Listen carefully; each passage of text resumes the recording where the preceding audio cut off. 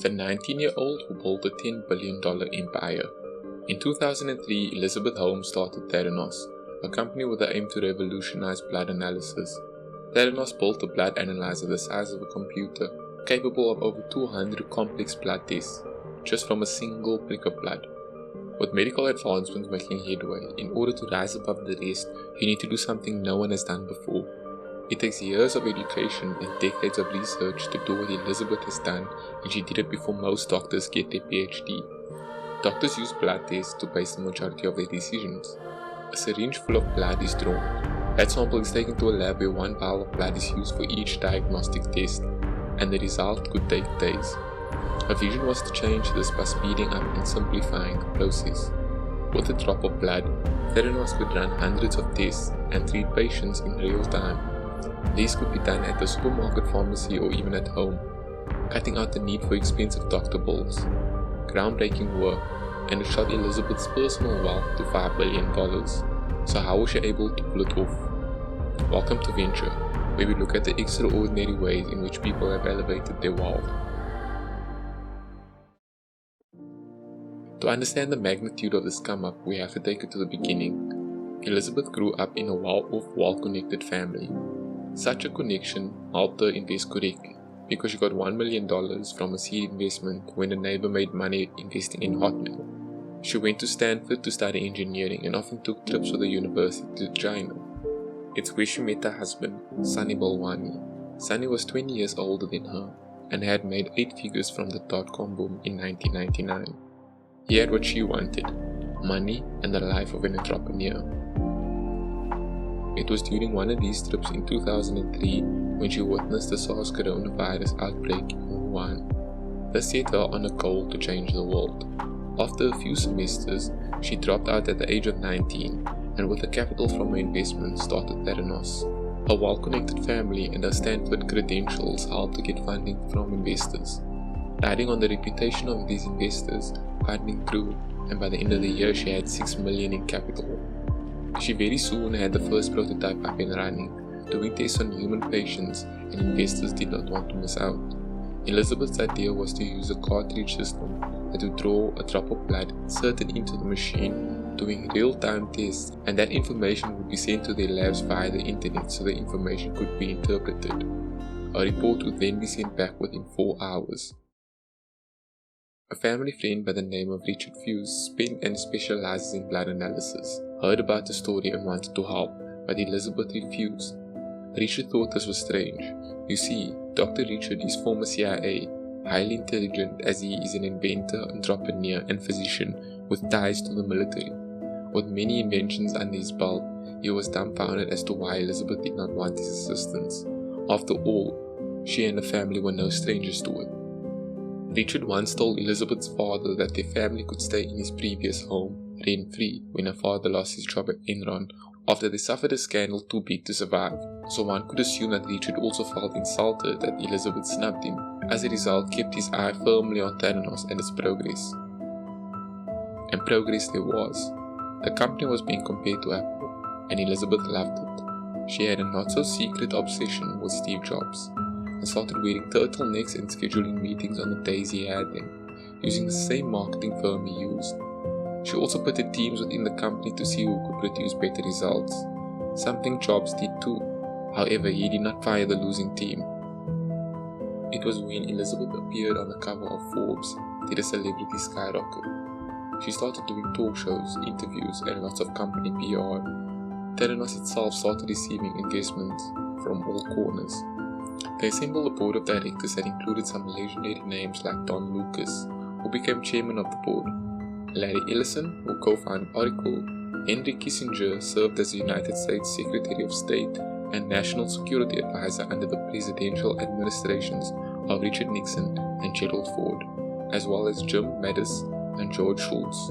This is the type of board you assemble when you go to war. Theranos was hard at work perfecting the device and had moved on to their second iteration of the blood analyzer called the Edison. And this is around the time when they started testing on cancer patients. Money started flying in from all over. Rupert Murdoch gave them $125 million, the Walmart brothers poured in about $150 million, the DeVos family put $100 million, as well as many others who invested on the lower spectrum. But one specific deal made Theranos very rich.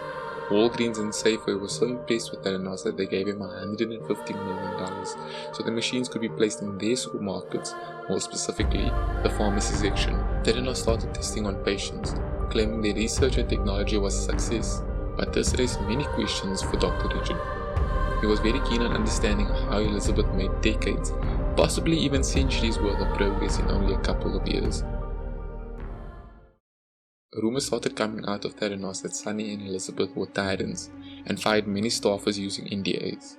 Richard, already very doubtful, got wind of these rumors through a Theranos former medical director, so he got in contact with Wall Street Journal's John Carreyrou, and the journalist put together a book, Bad Blood, highlighting all the red flags in Elizabeth's operation. No companies without their secrets or bad professional practices, like for example Amazon workers not being able to use the restroom, or Apple employees working so much on the original iPhone their spouses left them because they were never home.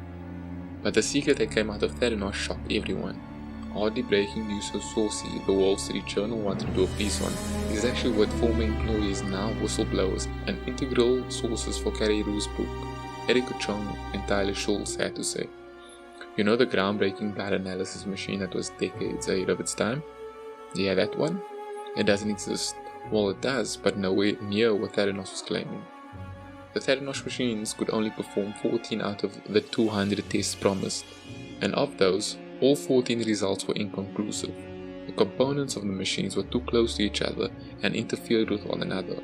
To test blood, you need a sufficient amount of blood, which is why doctors collect a syringe for each test they are going to run. Theranos would then dilute that single drop of blood with too much water, so the results were inconclusive before the cartridge was even inserted into the machine. Theranos had to make breakthroughs on all fronts of blood analysis, all while reporting to Elizabeth, who wasn't really an expert. But Theranos was testing cancer patients, they tested Walgreens customers, and they performed tests for investors. Even the President of the United States had his blood tested. Money was being thrown at Theranos. They were using third-party machines, one of the very competitors who she was ousting from the market. They would pretend to do the test.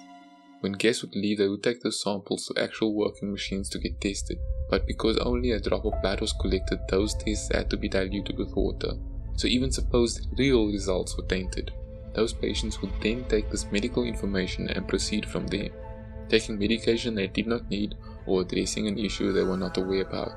In the medical world, this is considered despicable. This is why Erica and Tyler chose to come forward. It is the reason Dr. Richard tried to file a patent with the same technology belonging to Elizabeth, or should I say technology which actually belongs to the late former Theranos chief scientist Ian Gibbons. Ian Gibbons was the brains behind the Theranos machines, and like Dr. Richard, was also an inventor. However, Sunny and Elizabeth stole his inventions and had Elizabeth's name put on all the patents. Because Theranos was trigger happy with their dismissals, Gibbons thought he would suffer the same fate. He was right, and because he was in debt and at retirement age, he thought he would never get a job again, and died a week later after an attempt at taking his own life. Theranos did not acknowledge him or his death, and proceeded like nothing happened. On the other end, Theranos sued Richard and they settled with neither party winning, but Dr. Fuis was not satisfied. He was on his personal mission to bring down Theranos. Elizabeth was lying to investors, she was lying to Silicon Valley, and most importantly, she was lying to real patients about the state of their health. Because all employees had to sign an NDA when they left the company, Theranos was able to keep the smokescreen running for years. Theranos claimed they had perfected technology and science decades in advance in the mid-2000s. It was a decade later and they were on the third iteration of the machine called the Mini Lab, and that too was nowhere near ready, yet they were still testing patients and lying to them and their investors. By 2013, Elizabeth was a billionaire. Theranos was valued at $9 billion and she was flying high. She was the first female billionaire founder of a Silicon Valley company, being remarked by her peers and in public as a visionary who will be celebrated centuries from now, all while her employees Erica and Tyler were working with John Carreyrou to ensure Theranos stopped the lies immediately. Theranos kept regulators away from a secret room they were using to do the actual test. It became clear that Sunny and Elizabeth's intentions were purely based on greed, and they had no intention of ever telling the truth. This is the reason why people like Richard, Erica and Tyler decided to come forward. Tyler is the grandson of George Shultz, a legendary investor and former United States Secretary of State. Tyler interned at Theranos, and once he saw how dangerous and careless Theranos was being, he turned to his grandfather, who then did nothing, claiming he saw the machines work for himself, as George was well under the spell of Elizabeth's charm, which is key to how far she had taken the scam. George was the reason she was able to assemble this board, which had no medical and scientific experience. She used turtlenecks like Steve Jobs and made her voice deeper because she thought it would make her appear smarter. Of tests that are available through our lab. And on occasion forgot to put on the baritone voice. No, it hasn't. Well, if I use traditional words. She wasn't all that bright according to Dr. Richard. Elizabeth was an average student whose parents used a backdoor to get her into Stanford, an Ivy League institution where some of the brightest attend. In 2018, when the Wall Street Journal finally released their article on Elizabeth and Theranos, the company fell apart just as quickly as its rise to the top. People were shocked, angry, and very quickly it became the biggest scandal to come out of Silicon Valley. Elizabeth was trying to fake it until she made it, with real patients suffering real complications. She was valued at $4.5 billion at her height, but Forbes has since reconfigured this number all the way down to zero. Theranos got sued by everyone and was forced to pay millions in damages. Unfortunately for them, Elizabeth had burned through most of it trying to get her inventions to catch up to her visions, failing miserably despite the vast resources and connections at her disposal. 2 years worth of tests were declared void, and by 2019 Theranos had completely shut down. Elizabeth Holmes and Sunny Balwani were found guilty on 4 counts of fraud and are facing up to 20 years in prison. They were fined each $1 million. Elizabeth will be sentenced on the 26th of September 2022. She has spent the last 3 years in a $150 million Silicon Valley estate with a new husband and child she recently birthed. Dr. Richard Foyce went through great lengths to derail Elizabeth and Theranos, and by succeeding he saved many from misdiagnosis and mistreatment. But Elizabeth snubbing him was definitely a motivating factor and cannot be ignored. Thank you all for watching. Like and subscribe if you enjoyed this.